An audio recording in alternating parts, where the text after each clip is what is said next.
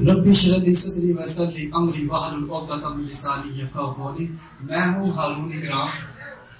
मेरा मानना ये है कि हमारे बच्चे वैसे ही हैं जैसे हम खुद हैं।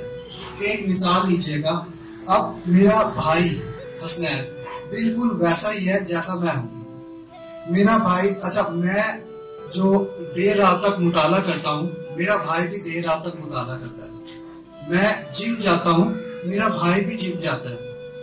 मैं स्पोर्ट्स में अच्छा नहीं हूँ, मेरा भाई भी स्पोर्ट्स में अच्छा नहीं है। अब ये क्या है, बच्चा दरहकीकत आइडियलाइज कर रहा होता है। तो अगर हम चाहते हैं कि हमारा बच्चा पढ़े तो हमें खुद पढ़ना होगा।